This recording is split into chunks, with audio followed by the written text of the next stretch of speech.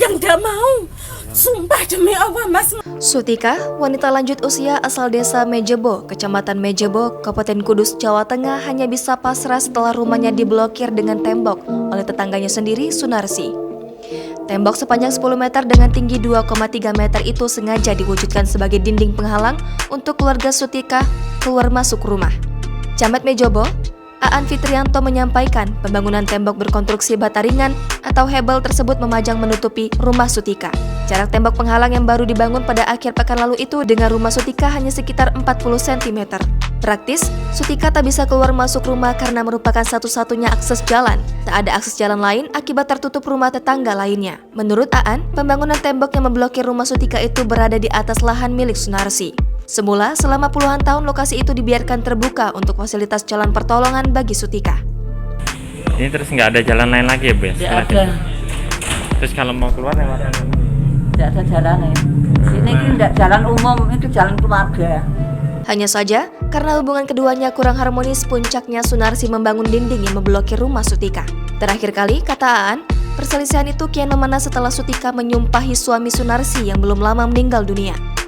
Sutika dan Sunarsi tak bersuami lagi dan komunikasi kurang baik. Pokoknya, ya memang saya itu sudah merendah, merasa saya itu miskin. Begitu. Sunarsi yang mendengar sumpahan itu pun meradang. Pemerintah desa Mejebo beserta petugas TNI dan Polri sudah berupaya memediasikan permasalahan tersebut dengan mempertemukan keduanya pada Senin 7 Maret 2022. Hanya saja, Sunarsi yang sudah habis kesabaran dengan perangai Sutika tetap saja bersikukuh enggan membongkar tembok untuk memberikan akses jalan. Dalam kesempatan itu, Sunarsi hanya sudi membongkar sebagian tembok selama kurun 2 hari sebagai akses jalan keluarga Sutika untuk mengemasi barang-barang yang dibutuhkan. Dari surat pernyataan kemarin disepakati tembok dibuka 2 hari setelah itu ditutup kembali. Diberi kesempatan mengambil barang-barang karena Sutika akan tinggal di rumah saudaranya di wilayah Kudus. Meski demikian, Pemdes Mejebo, TNI dan Polri akan terus mengupayakan perdamaian dengan harapan tembok tersebut dibongkar sebagai akses jalan keluarga Sutika.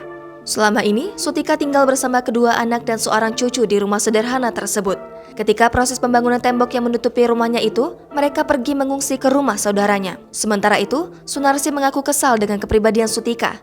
Menurutnya, selama puluhan tahun hidup bertetangga, Sutika acap kali mengucapkan kata-kata tak pantas terhadap dirinya ketika bertengkar. Ia jengkel omongannya menyakitkan, bahkan suaminya yang sudah meninggal pun dibawa-bawa.